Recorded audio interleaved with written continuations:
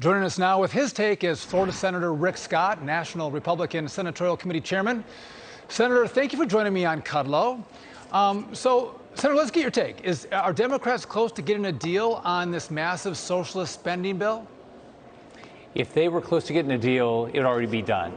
Here's the problem they're having. The American public they've awakened. They say the border's a crisis. They said, we're tired of gas prices being up. They're tired of food prices up.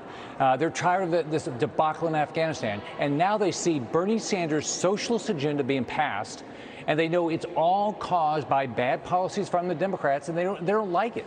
So what's happening all around the country, Democrats, just like we are, we're all hearing about these bad things in this bill. Like the IRS being able to look at everything you buy and sell. I mean, look at your bank account, or the Nancy Pelosi $200 million park, or the Chuck Schumer $40 million for extra for housing in New York. They know this is wrong. I mean, this is completely wrong, and I think that's why Joe Manchin and Kristen Sinema, they're hearing back home. And I'm very hopeful that the Democrats will wake up and say this has got to stop, because that's where the American public is. You know, Senator, I believe the more time that this takes, the more America sees inside this bill and the more they don't want it. If you think Halloween is scary, this is incredibly scary. But I want to go to the point that you just brought up on the IRS. I mean, in essence, if you have deposits or withdrawals of $10,000 or more a year, which is virtually every single American. In a year. The IRS has everybody. access to your bank account. I mean, so.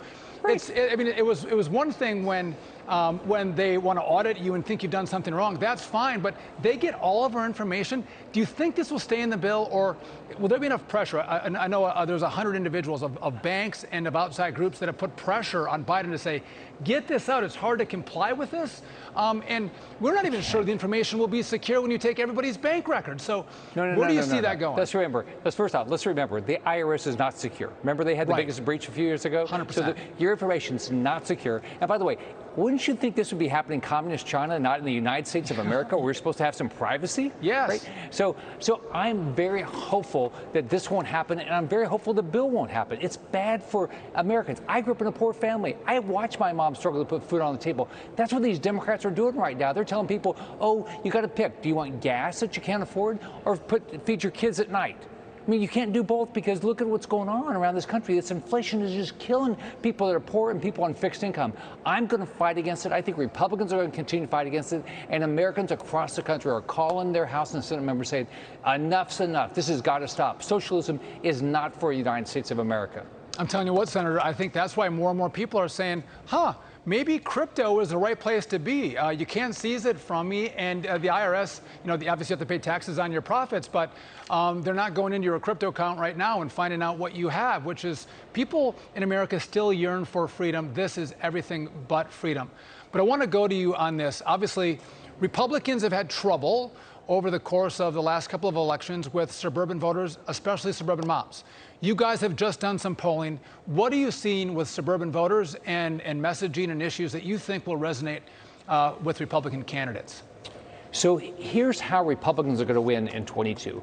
One, we're going to keep the working base, because the working base knows that what the Biden agenda is doing. Biden agenda is bad agenda. We're going to win the Hispanic vote. I win the Hispanic vote in my races. They're with us, or we're with them, as all my Hispanic friends tell me.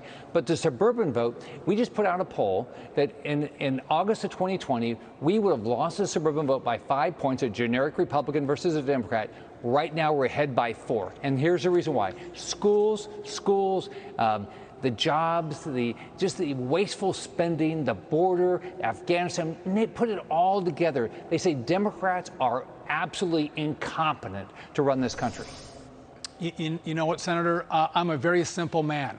And so when Democrats say, listen, I want control of the American economy, I would say, well, look at American energy, look at the American border, look at crime, look at any issue that they touch. American cities that are run by Democrats, they absolutely rot. Why would the American voter actually give them more power, more control over their lives? Because everything they touch, they've failed at.